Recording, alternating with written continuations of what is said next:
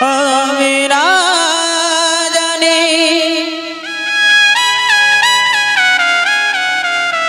ভজন সাধন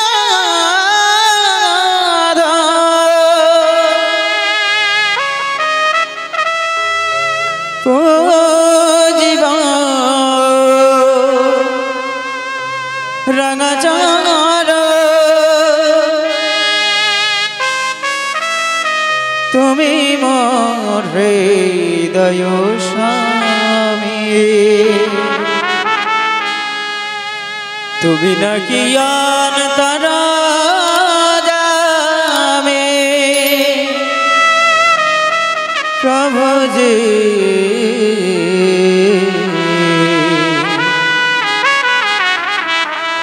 তুমি নাকি অন্তর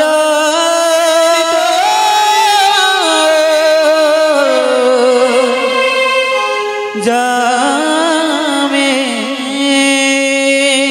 প্রভু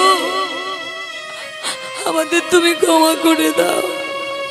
ভগবান বললেন বিদুর পরাশরী তোমাদের সেবায় আমি বড় সন্তুষ্ট গো। এই জগতে সবাই আমায় ডাকে গো। আমার জন্য কত বড় বড় মন্দির সিংহাসন কত নামি দামি দ্রব্য আমার জন্য সাজিয়ে রাখে, কিন্তু এমন করে ভক্তি ভরে চোখের জলে কেউ কোনোদিন আমায় ডাকেনি। তাই তোমাদের সেবায় আমি বড় সন্তুষ্ট। তাই ভক্তমণ্ডলী ভগবান তিনি পছন্দ করেন ভক্তের ভক্তিটুকু। তুমি ভক্তি ভরে যদি ডাকো তোমার ঘরে সে যাবেই যাবে, তাতে বিন্দু মাত্র সন্দেহ নাই। নিতাই গৌর হরি হরিব। ললিতা বলছে জানিস রাধে তোর গোবিন্দ নিশ্চয়ই কোনো ভক্তের ঘরে ঢুকেছে, নইলে এত দেরি হবে কেন? এদিকে গোবিন্দ আমার রাধারানীর কুঞ্জে চলেছেন। জয় রাধে গোবিন্দ গোপালা শ্যামল বংশীধারী উলুধ্বনি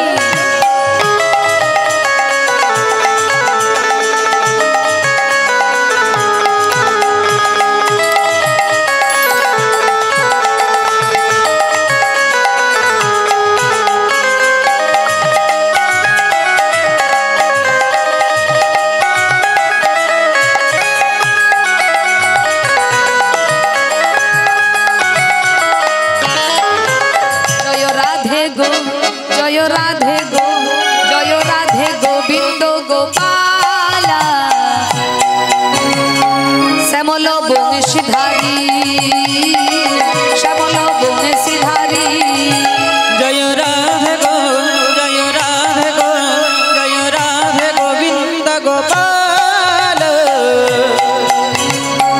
শ্যামল বংশীধারে শ্যামল বংশীধারে সবাই মিলে দুটি বাহু তুলে হরি বল।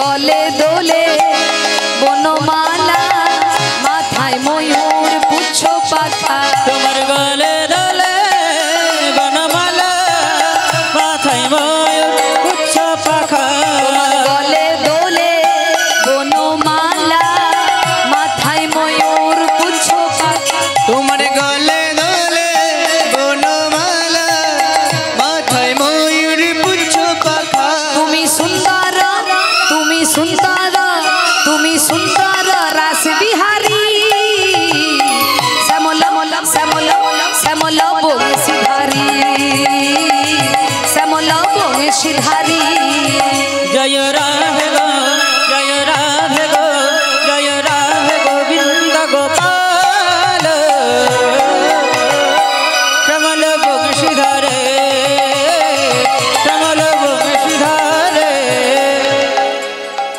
অনেকক্ষণ বলেছি একটা কথা আর একবারও বলি, এই যে যারা আজকে ঘুমিয়ে ঘুমিয়ে কীর্তন শুনছেন, আমি বলবো এতেও কিন্তু লাভ আছে, ক্ষতি কিছু নাই। আজকে যারা ঘুমাচ্ছেন তাদেরও উপকার আছে। বলবো কি উপকার জানেন বাবা? প্রত্যেক বছর গ্রামে কীর্তন হয়, সবাই কীর্তন শুনতে আসে, কিন্তু এক ব্যক্তি কোনোদিন আসে না।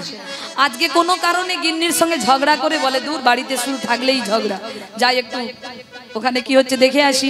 এই বলে মা তিনি এসেছেন আজকে কীর্তন শুনবে বলে। এইবার কমিটি বাবুরা দেখে খুব খুশি, বলে প্রত্যেক বছর হয়, সবাই আসে, ইনি কোনোদিন আসেন না। তখন কমিটির দাদা ডাকছে, আসুন দাদা আসুন।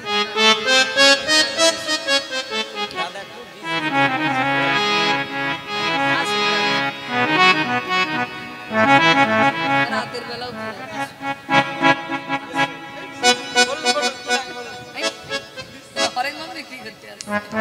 দাদা বসুন বসুন, দাদা বসুন, আরে বাবা দাদা বসুন।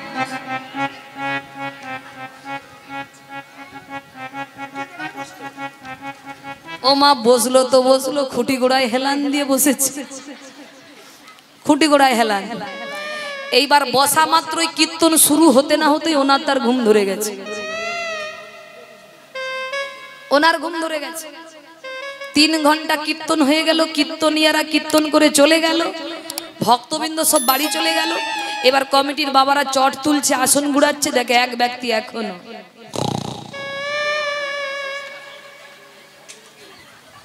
দাদা ও দাদা ও দাদা,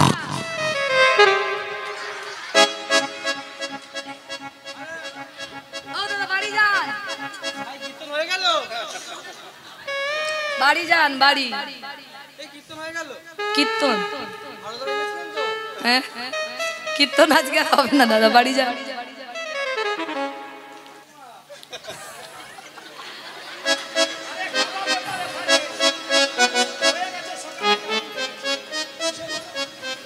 দাদা বাড়ি যান।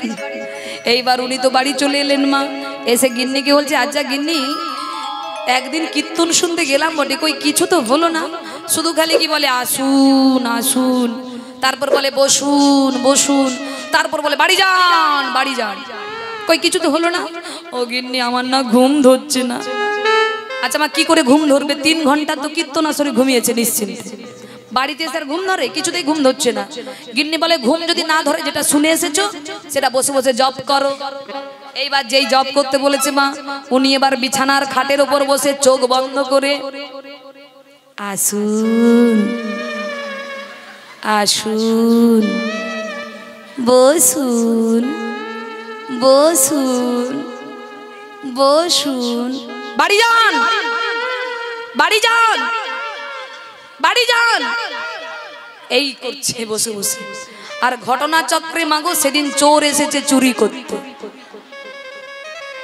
ও মা চোর এসেছে চুরি করতে, চোর ঢুকছে আর ইনি বিছানার উপর চোখ বন্ধ করে আসুন আসুন আসুন। চোর ভাবে সর্বনাশ, এই মালিক আমায় দেখতে পেয়ে গেল নাকি, মালিক কি জেগে আছে নাকি? আবার বলে কিনা আসুন, চোরকে দেখলে সবাই তাড়া করে, আবার ইনি বলে কিনা আসুন। এবার ইনি বিছানায় বসে বলে বসুন বসুন বসুন। চোর ভাবে এবার চা বিস্কুট দেবে নাকি, বসতে বলে কেন? ও তার বসে পড়েছে। এবার ইনি বিছানার উপর বসে, ও মা উনি কি চোরকে দেখে বলছে? উনি তো তার জব করছে, চোর ভাবছে আমাকেই বলছে। উনি এবার বিছানার উপর বসে বলে বাড়ি যান বাড়ি যান বাড়ি যান। যেই না বলেছে উনি চোর ছুটে এসে কর্তাবাবুর পায়ে ধরেছে, কর্তাবাবু কর্তাবাবু ছেড়ে দিন, কর্তাবাবু আর জীবনে কোনোদিন চুরি করতে আসবো না, কর্তাবাবু আজকের মতো ছেড়ে দিন, আমায় পুলিশে দেবেন না, কর্তাবাবু ছেড়ে দিন। এবার চোর চোর চোর বলে সবাই তাড়া করতে লাগলো। ও মায়েরা, চোর অমনি প্রাণের ভয়ে ছুটে পালালো। তখন স্ত্রী বলছে, দেখেছো স্বামী ঘুমিয়ে ঘুমিয়ে কীর্তন শুনে ওর কাজে লেগেছে। বলো কি কাজে লাগলো? বলো ওই যে ঘুমিয়ে ঘুমিয়ে কীর্তন শুনেছো তাই চোর ধরতে পেরেছো, আর যদি জেগে জেগে কীর্তন শুনতে তাহলে গোবিন্দ চোরকে ধরতে পারতে। নিতাই গৌর হরি বল। কি গো বাবা, আমাদের বৃন্দাবনে একজন প্রসিদ্ধ নামকরা চোর আছে। কে সে? বলে ব্রজে প্রসিদ্ধ নবনীত চৌরং, ব্রজাঙ্গনা দুকুল চৌরং, পদাশ্রিত জননং সর্বস্ব চৌরং, চৌরং চৌরং তমহং নমামি। জয় রাধে গোবিন্দ গোপাল, শ্যামল বংশীধারী, শ্যামল বংশীধারী। জয় রাধে গো, জয় রাধে গো, জয় রাধে গোবিন্দ গোপাল, শ্যামল বংশীধারে, শ্যামল বংশীধারে।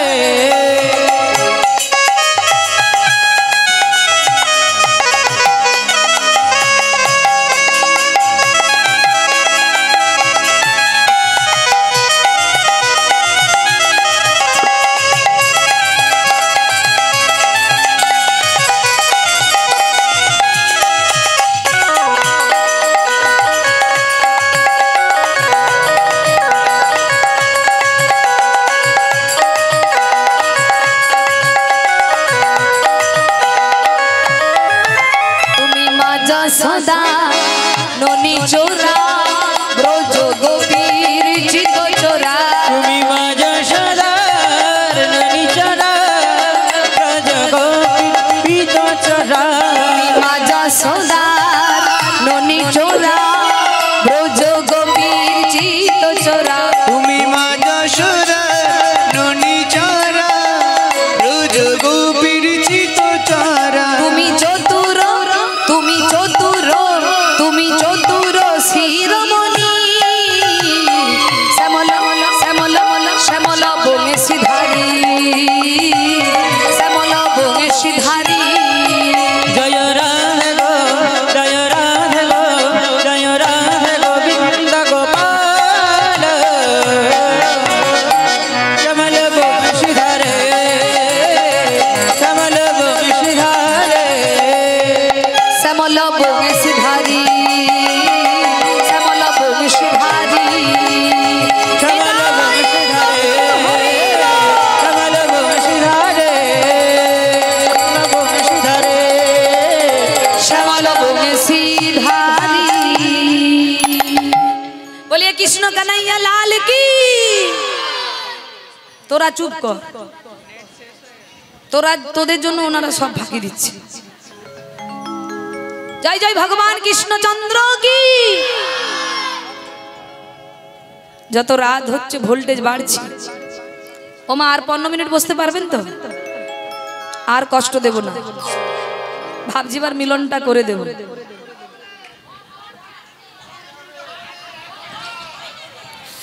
হরি বল। কেন সারা রাত গাইলে অসুবিধা আছে? নিতাই গৌর হরি বল। আজ ভাবছি সারা রাত গাইব। ঘর যাব, ঘর যাব। আপনারাও থাকবেন?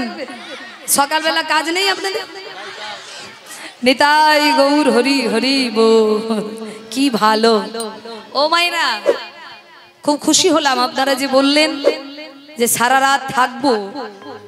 ওমা কে কতক্ষণ থাকবো তার কোনো গ্যারান্টি নেই, কিন্তু কিন্তু আপনারা যে বললেন যে আমরা থাকবো, তার জন্যই আপনাদের চরণে প্রণাম। এই যে আপনাদের কতটা শোনার আগ্রহ আছে সেটা কিন্তু আজকে আপনারা বুঝিয়ে দিলেন। নিতাই গৌর হরি হরি বল। শুরু যখন হয়েছে সমাপ্ত তো হবেই।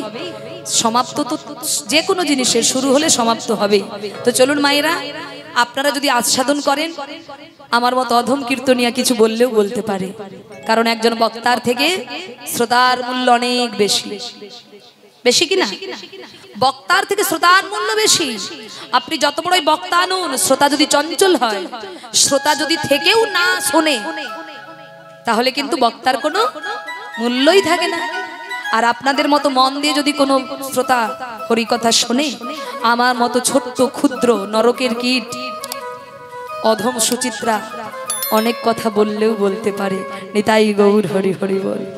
তাই আজকে আপনাদের চরণে জায়গা পেয়েছি, এটা আমার পরম সৌভাগ্য। আমার মা মনসা দেবীর চরণে, মা শীতলা মায়ের চরণে জায়গা পেয়েছি। তবে একটা কথা আপনাদের জানিয়ে যাই, ইউটিউবে যারা কীর্তন শুনেছেন আপনারা অনেকেই জানেন, আমার জীবন কাহিনী হয়তো অনেকে শুনে থাকবেন। বা অনেকের অজানাও আছে।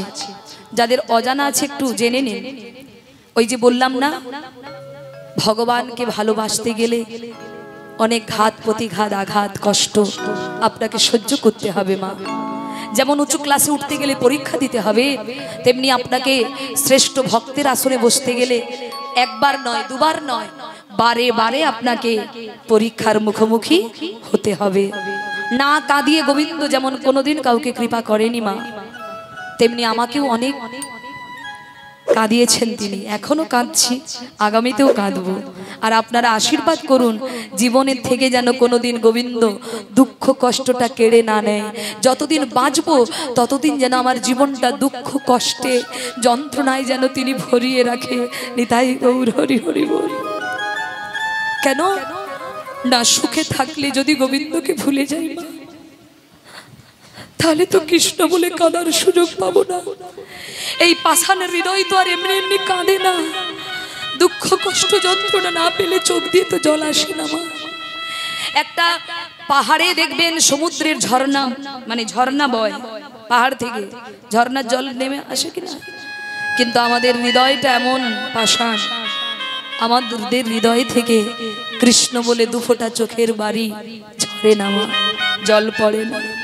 তাই ভক্ত সারাক্ষণ ভগবানের কাছে দুঃখ চায়, কষ্ট চায়, যন্ত্রণা চায়, সুখ কোনোদিন চায় না। তার প্রমাণ মাতা কুন্তী মহাভারতে। তিনি কৃষ্ণের কাছে কি চেয়েছিল? সুখ চেয়েছিল কি? চাইনি। কি চেয়েছিল? ভগবানকে বলেছিল আমার আঁচল ভরে দুঃখ দে। কেন? বলে যতদিন আমার জীবনে দুঃখ ছিল আমি অনুভব করেছি একটা মুহূর্তের জন্য তুই কোনোদিন আমাদের সঙ্গ ছাড়া করিস নি। সদা সর্বদাই আমার 5 জন ছেলেকে তুই আগলে রেখেছিলিস, এক মুহূর্তের জন্য তুই সঙ্গ ছাড়া করিস নি। তাই আজকে আমার ছেলেরা রাজা হয়েছে বলে তুই হস্তিনাপুর থেকে বিদায় নিয়ে চলে যাচ্ছিস। তাই চাই না, সেই সুখ চাই না যে সুখ পেলে কৃষ্ণ দূরে সরে যায়, এমন সুখ চাই না। তাই আমাদের জীবনে তুই দুঃখ দে, আমাদের জীবনে সুখ তুই কেড়ে নে, যত দুঃখ আছে দে। তাই মা, আমার জীবনটাও যে বড় দুঃখে ভরা গো। আমি ছোটবেলা থেকে কীর্তন করছি মা, যিনি হারমোনিয়াম বাজাচ্ছেন আমার বাবা। আমার বাবার হাত ধরে আমার এই পথে আসা। বাড়িতে আমার মা রয়েছেন, ওনার মতো মা পেয়েছি বলে আজকে আমার এই পথটাতে আমি এগোতে পেরেছি। কিন্তু মা, ছোটবেলা থেকে গুরুচরণ আশ্রয় করে আমিষ আহার বর্জন করেছি, কিন্তু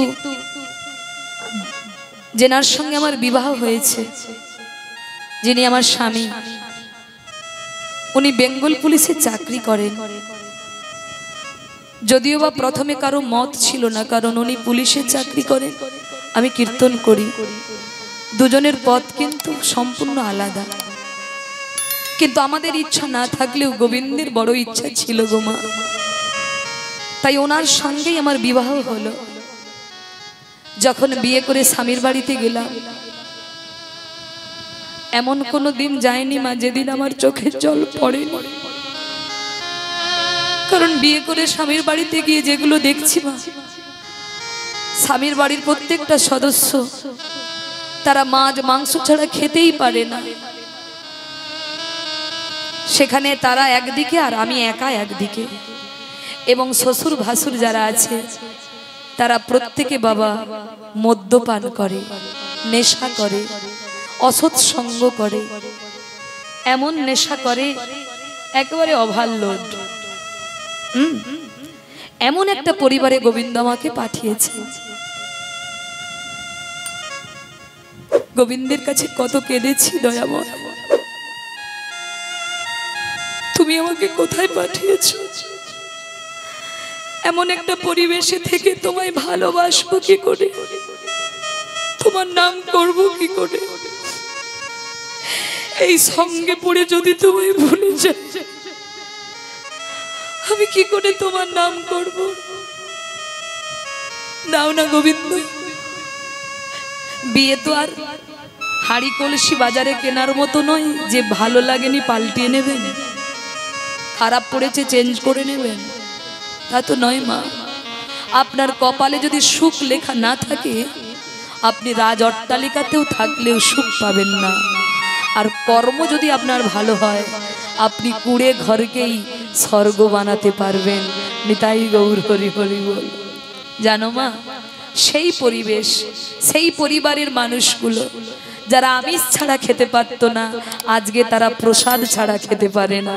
নিতাই গৌর হরি হরি বল। তারা তাদের আমিষ আহার বর্জন করে প্রসাদ ভোজি হয়েছে। নিত্য গোবিন্দের সেবা না দিয়ে আমার শাশুড়ি মা, শ্বশুর মশাই, ভাসুর এবং আমার বড় যা যিনি আছেন, তারা গোবিন্দের সেবা ছাড়া জলগ্রহণ করে না। আমার স্বামীর 6 ভাই, যে যার পৃথক। বিয়ের আগে থেকেই দেখেছি যে যার পৃথক, কেউ কারোর সঙ্গে থাকে না, যে যার আলাদা বাড়ি, যে যার আলাদা থাকে। কিন্তু তাদের মধ্যেই পরিবর্তন হয়েছে। শুধু আমার বাড়ির মানুষগুলো নয়, আশেপাশে অনেক মায়েরা যারা নিত্য তুলসী পরিক্রমা করে, আরতি করে, কীর্তন করে, ভাগবত পাঠ করে, গীতা পড়ে এবং একাদশী ব্রত পালন করে, কার্তিক দামোদর ব্রত করে। হ্যাঁ, এই যে তাদের পরিবর্তন, এগুলো কে করেছেন? গোবিন্দ। তিনি কৃপা করে সবাইকে করিয়ে নিয়েছেন। তিনি আমার চোখের জলের মূল্য দিয়েছেন মা। চোখের জলের এমন ক্ষমতা মা, কঠিন কাজ সহজ হয়ে যায়, কঠিন কাজ সহজ হয়ে যায়। আমার একটি ছেলেও আছে বাবা, 9 বছর বয়স, যার নাম হলো কৃষ্ণ গোপাল। তিনি কোনোদিন আমিষ আহার খায়নি মা। রোজ স্নান করে গোবিন্দকে প্রণাম করে তুলসী তলায় জল দিয়ে আমার মা তাকে তিলক স্মরণ করিয়ে দেয়। প্রত্যেকদিন এই রূপে সেজে সে স্কুলে যায়। কারণ শিশুকে আপনাকে ছোটবেলা থেকে আপনাকে শিক্ষা দিতে হবে, নাহলে বড় হলে ওর মধ্যে লজ্জা চলে আসবে। ওকে গলায় তুলসীর মালা আপনি পরাতে পারবেন না। তাই জন্মের পরেই ওর গলায় দিয়েছি তুলসীর মালা। সেই ছেলে, ওকেও পেয়েছি গোবিন্দের কাছে সাধনা করে বাবা। গোবিন্দের কাছে কেঁদে কেঁদে বলেছিল, আমার যেমন তুমি দৈত্যকুলে প্রহ্লাদকে পাঠিয়েছিলে, তেমনি আমার এই শ্বশুরকুলকে রক্ষা করার জন্য তুমি একজন কৃষ্ণ ভক্ত সন্তান দাও। তাই তিনি দিয়েছেন মা। তাই গোবিন্দ যেমন আমাকে পাঠিয়েছেন ওই পরিবেশে। আমার স্বামীও ভীষণ ভালো মা। উনি হয় পুলিশে চাকরি করতে পারেন, কিন্তু ওনার মনে রয়েছে কৃষ্ণ ভক্তি। কোনোদিন আমাকে এই পথে বাধা দেয়নি, কোনোদিন বাধা দেয়নি। আজও কীর্তনের আসর থেকে নেমে গেলে আজকে রাতে না ফোন করলেও কালকে সকালে ফোন করে জানবে হরিনাম কেমন হয়েছে। প্রত্যেক দিন জিজ্ঞাসা করবে কেমন হয়েছে আজকে প্রোগ্রাম। তো মায়েরা, আজকে আমাদের দুজনের বড় ইচ্ছা জানেন, আমাদের ওই গ্রামটাকে সম্পূর্ণ ভজন উন্মুখী করার জন্য আমি আমাদের গ্রামে কীর্তন গান করে যতটুকু উপার্জন করছি, আমি আমাদের গ্রামে 1 বিঘে জায়গা কিনেছি। বাড়ি বানানোর জন্য নয়, কারণ আমার একটা কুটির আছে যেখানে রাত্রিতে একটু ঘুমানো যায়। কুটির একটা আছে, বড় না হলেও ছোট একটা থাকার মতো কুটির আছে। তাই আমি গোবিন্দের মন্দির নির্মাণ করার জন্য গ্রামে 1 বিঘে জায়গা কিনেছি। আপনাদের আশীর্বাদে গত বছর জায়গা কিনেই গত বছরই কাজ শুরু হয়েছে। এই কিছুদিন আগে মন্দিরের প্রথম ছাদ ঢালাই হয়েছে। প্রায় 3000 স্কয়ার ফুট মন্দিরের ছাদ, যেখানে শুধু ভগবানের যে সেবার ব্যবস্থা তা কিন্তু নয়, যেখানে ভক্তের সেবার ব্যবস্থাও চলবে। নিত্য আরতি হবে, কীর্তন হবে, পরিক্রমা হবে, এমন একটা মনে সংকল্প করেছি বাবা। তাই আমার যেদিন মন্দিরের, রাধা গোবিন্দের মন্দিরের যেদিন ভিত প্রতিষ্ঠা হয়, সেদিন আমার গুরু বাবা গিয়েছিলেন, আমার দীক্ষা গুরু এসেছিলেন এবং শিক্ষা গুরুও গিয়েছিলেন। দুজনে মিলে আমার দীক্ষা গুরু মন্দিরের ভিত প্রতিষ্ঠার সময় মন্দিরের নামকরণ করেছেন। বৃন্দাবনে রাধা গোবিন্দের মন্দিরের নাম অনুসরণ করে আমাদের মন্দিরের নামকরণ করেছেন শ্রী শ্রী রাধা শ্যাম সুন্দর জিউর মন্দির। তিনি বলেছেন যে এই হরিনারায়ণপুর গ্রাম আপনাদের গ্রামের নাম যেমন বৃন্দাবন চক, আমার গ্রামের নাম হলো হরি নারায়ণপুর। নামটা ভীষণ ভালো বাবা, হরি নারায়ণপুর। তাই আমার গুরু বাবা বলেছেন যে এই হরি নারায়ণপুর গ্রাম হয়ে উঠুক একদিন হরি আরাধনার জায়গা। এটাই গৌর হরি হরি বল। তাই ভক্তমণ্ডলী, এখন আমি যেই আসরেই যাই না কেন, এটা প্রচার করি কেন? কারণ আমার একার দ্বারাই মহৎ কাজ করা সম্ভব নয়। তাই আপনাদের গ্রামে যদি আপনাদের কারো মনে হয়, যদি এতটুকু আপনাদের অন্তরে জায়গা করতে পারি, যদি আপনাদের কারো মনে হয় যে আমরা সুচিত্রাকে মন্দির নির্মাণের জন্য সাহায্য করব, সহযোগিতা করব, আপনাদের সহযোগিতা, আপনাদের আশীর্বাদ আমার একান্তই প্রয়োজন। তাই যদি কারো মনে হয় মন্দির নির্মাণের জন্য আপনারা ভিক্ষা দিতে পারেন, আজকেই যে দিতে হবে তার কোনো মানে নেই। যদি 1 বছর পরেও মনে হয় যে আমরা মন্দিরের উদ্দেশ্যে কিছু দান করব, আপনারা দিতে পারেন। ফোনের মাধ্যমে যোগাযোগ করতে পারেন। আমার বাড়িতে যাবেন আপনারা, আপনাদের পদধূলি আমাদের একান্তই কামনীয়। এটাই গৌর হরি হরি বল। আর একটা কথা বলে যাই বাবা, যদি আপনারা কখনো, এখন তো ইউটিউবের যুগ বাবা, এখন আপনি ইউটিউবের দ্বারা সব খবর জানতে পারবেন। আমার মন্দিরের ভিত প্রতিষ্ঠা, এটাও কিন্তু ইউটিউবে ছাড়া আছে। যদি আপনাদের কখনো কারো মনে হয়, কখনো শুনতে পান ইউটিউবের দ্বারা যে কীর্তনিয়া সুচিত্রা মাইতি রাধা গোবিন্দ মন্দির প্রতিষ্ঠা হচ্ছে, সে 1 বছর পরে হোক, 2 বছর পরে হোক, আর 5 বছর পরেই হোক, যদি আপনারা কখনো শুনতে পান, আপনারা পদধূলি দেওয়ার জন্য অবশ্যই যাবেন। এখন থেকে আপনাদের আমন্ত্রণ জানিয়ে গেলাম। এটাই গৌর হরি হরি বল। তাই ভক্তমণ্ডলী, চলার পথে আপনার অনেক বাধা আসবে। গাছে দেখবেন, গ্রামে যদি 2টো আম গাছ হয়, একটা মিষ্টি আমের গাছ, একটা টক আমের গাছ, বাচ্চারা কোন গাছে বেশি ঢিল ছুড়বে মা? তাই আপনার জীবনে আপনি যদি ভালো মানুষ হন, ধর্মপথে থাকলে অনেক বাধা আসবে, তা বলে পিছিয়ে যাবেন না। আপনি গোবিন্দের চরণটা ধরে রাখুন। গোবিন্দ যদি আপনাকে ভালো রাখবে মনে করে, পৃথিবীর কোনো শক্তি নেই, কোনো শত্রু নেই যে আপনাকে ধ্বংস করে দেবে। এটাই গৌর হরি হরি বল। রাখে হরি তো মারে কে রে, মারে হরি তো রাখে কে রে, বিশ্ব জুড়ে যার মহিমা, সে আছে মোর অন্তরে।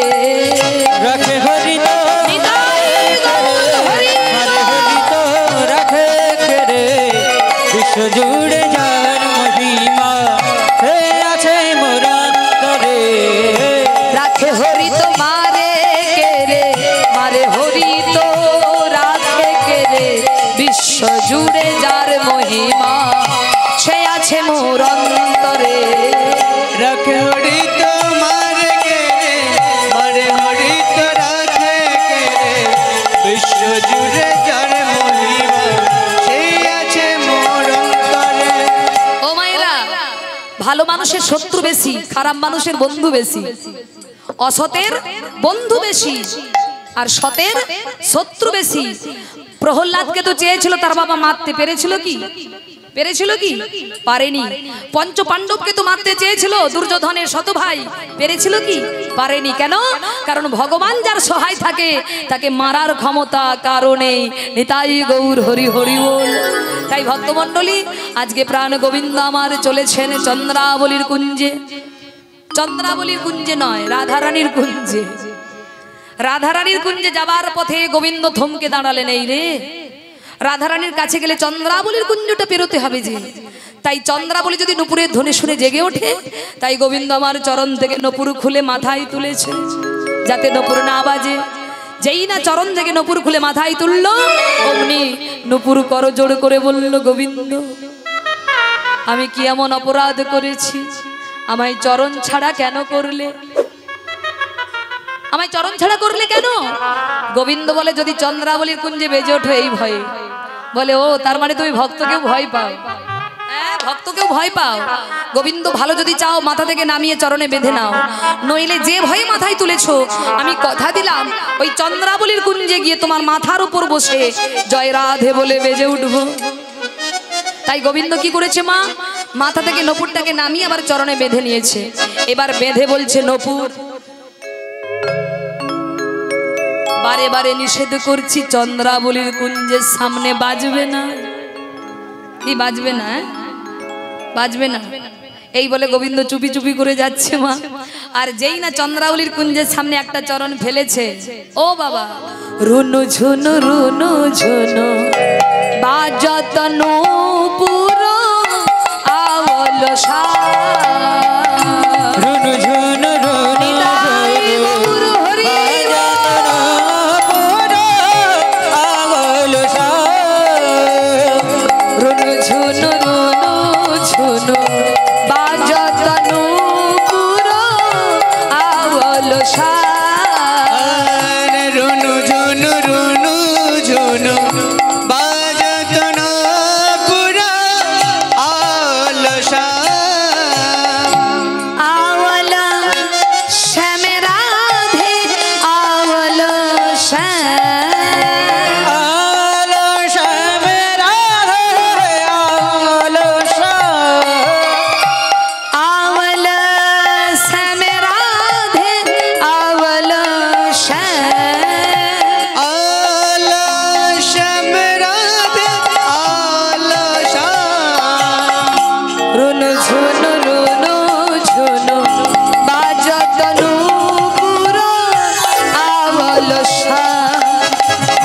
রুনু ঝুনু রুনু ঝুনু বাজত নূপুর আওল সা, রুনু ঝুনু রুনু ঝুনু বাজত নূপুর আলসা, রুনু ঝুনু রুনু ঝুনু বাজত নূপুর আওল সা, রুনু ঝুনু রুনু ঝুনু বাজত নূপুর আলসা।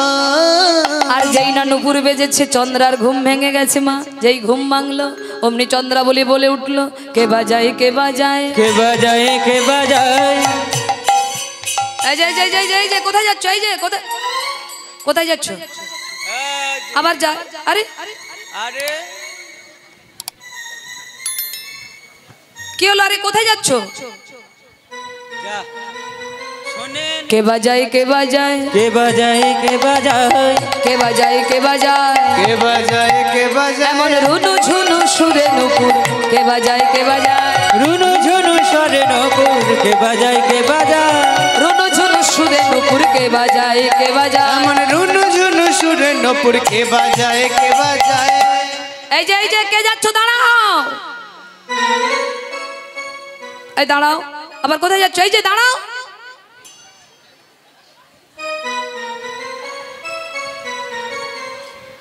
যেই না বলে কে যাচ্ছ দাঁড়াও, গোবিন্দ ভাবে সর্বনাশ। ও মা, যার ভয় পাচ্ছিলাম সেই তো আসছে, এখন কি হবে? ও মা, সারা রাস্তা যার ভয় পাচ্ছিলাম সেই তো এখন আসছে, কি হবে? গোবিন্দ চিন্তা করলো, এমন ভাবে চন্দ্রাবলীর সঙ্গে কথা বলবো, চন্দ্রাবলী আমাকে ছেড়ে দেবে আর ধরে রাখবে না। কে যাচ্ছ? দাঁড়াও। যেই বলেছে দাঁড়াও, গোবিন্দ দাঁড়িয়ে গেছে। অমনি চন্দ্রাবলী সামনে এসেছে। আর চন্দ্রাবলীকে দেখে গোবিন্দ বলছে,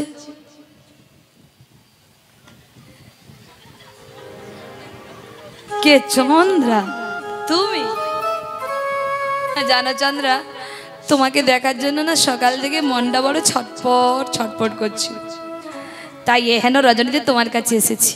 ও চন্দ্রা, আজকে ছেড়ে দাও, কালকে এসে তোমার মনের সব ইচ্ছা পূর্ণ করব। চন্দ্রাবলী বলি, ও আমাকে দেখার জন্য মনটা ছটপট ছটপট করছিল। ওরে আমার ভালোবাসা, এই যে প্রত্যেকদিন তো এই রাস্তা দিয়ে যাও, কই কোনোদিন তো মনের ভুলে আমার বাড়িতে আসো না যে চন্দ্রাবলী কেমন আছে একটু দেখে আসি। আর আজকে যেই না ধরে ফেলেছে অমনি বলছো ভালোবাসি। ওরে আমার ভালোবাসা, বলো তো শ্যাম, কি বলবো? কি বলবে? আমার কথার উত্তর দাও। কি উত্তর দেব? এই পথে নীতি,